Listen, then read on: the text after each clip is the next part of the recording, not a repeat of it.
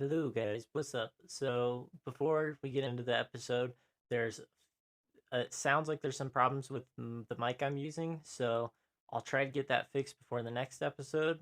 But this episode does have a few mic problems, but I think it's still worth listening to. Thanks for listening. Oh, hey, welcome. We have a podcast. You should listen to it. Let us entertain you. Yeah, we're gonna entertain you like this. That's hey, that's a little too much energy. Oh, Like okay. we're not doing accordion. We're gonna be nice and calm.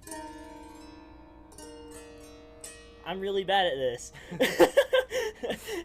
but yeah, Welcome to the podcast. welcome to the podcast. Woo! Hello, everybody. Welcome back to Frogs and Grog, the podcast where we bring you the best content from across everything and everywhere. Today, doing something that we've done on this channel before, kind of. This is a full run through of seeing how well ChatGPT can emulate being a person for like a podcast partner, co-host. So I've asked ChatGPT to pretend to be my co-host for the Frogs and Grog podcast. And I said, I want to talk about the intricacies of some random podcast topic that you choose. So it said, sure, let me do that. And I did input the name, so it's going to say Jack as ChatGPT. So it begins with Jack. So the deep sea is one of the most mysterious and unexplored places on our planet, and one of the coolest phenomena down there is bioluminescence. It's like nature's own light show. Have you ever wondered how and why these creatures light up in such dark environments? That's what it says. Um, Honestly, I don't think I've ever wondered why bioluminescence happens. I've just been like, yo, those things glow. That's pretty cool. um, it wants me to say what exactly causes these creatures to glow, but I mean, they glow, and that's enough for me. But anyway, Jack says, great question. Bioluminescence is caused by a chemical reaction within the organism. It involves a light emitting molecule called luciferin and an enzyme called luciferase. When the luciferin reacts with oxygen, it produces light. This reaction can be triggered by various factors, such as touch, pressure, or even the presence of certain chemicals in the water. Which, interesting. Didn't know that about bioluminescence, but it says that's amazing. It's not just for show, right? These creatures use their light for some pretty important reason, don't they? That's what it wants me to say. And then Jack would say, exactly. Bioluminescence serves several critical functions for many deep sea creatures in the form of communication. Some species use it to attract mates or to signal their presence to others. It's also a defense mechanism. For instance, some animals can produce a sudden flash of light to startle predators or create a distraction while they make their escape. Others use it as camouflage, blending into faint light from above to become nearly invisible to both predators and prey.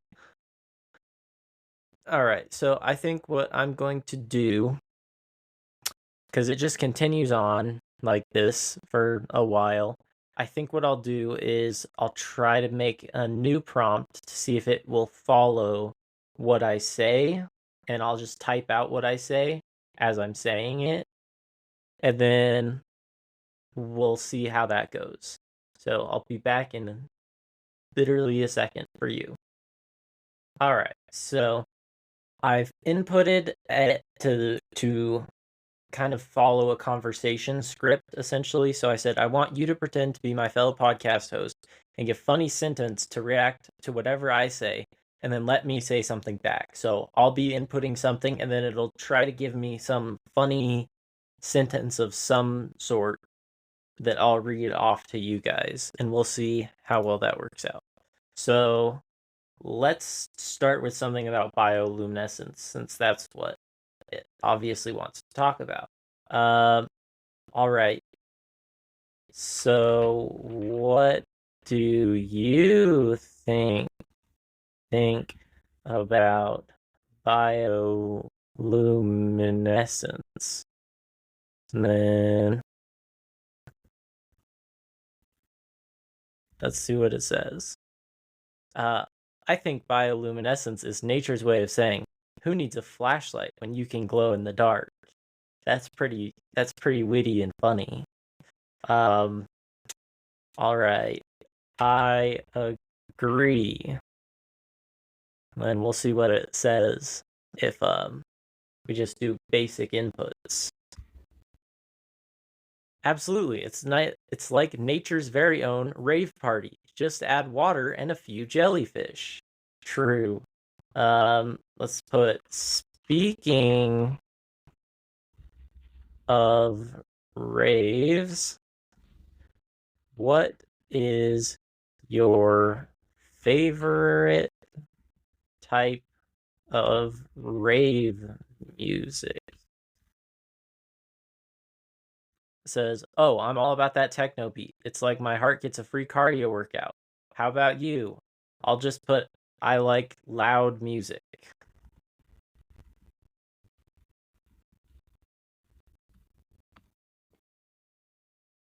Nice. Nothing beats cranking up the volume until your neighbors either join the party or call the cops.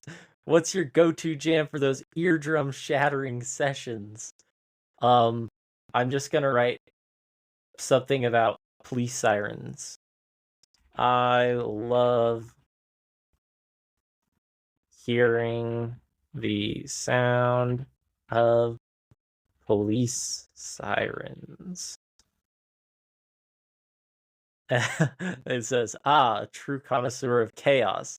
The sirens add that extra layer of authenticity, like your very own live remix. That's true. All right, I'm gonna move away from this specific topic now, and we can move on to let's do a previous podcast. We've had the Monster Manual Waifu series going for a long time. So how about we input what it thinks of that? I will talk to you in a second. All right, I'm back. I have got the whole setup for this specific test set up. So I said, I want you to be the co-host of a nerdy comedy podcast called Frogs and Grog. I want you to respond with whether or not you would smash or pass, and the reason for whatever monster, or the reason for whatever monster I put in that is from the D&D Monster Manual. And then it says, absolutely, I'd love to do that. All right, so we are going to look through the Monster Manual and maybe do one we've already done. Let's see. Oh boy. What's a good one? Let's go bunch of pages into the Monster Manual. Past A's.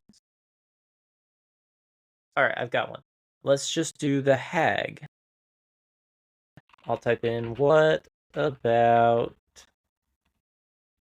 the hag? Alright, let's start with the hag. This is what it's saying. Smash or pass hag. Pass. Reason. While hags have a certain allure with their deep connection to dark magic and the Fae, their wickedness and tendency to manipulate and deceive makes them a hard pass. Plus, their appearance and habits are typically far from appealing. Think warts, gnarly teeth, and a penchant for cackling. Not exactly date material. That is fair.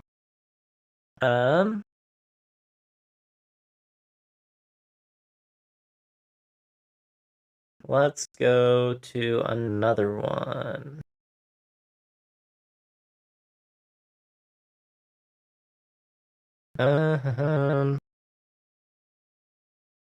Let's say Banshee.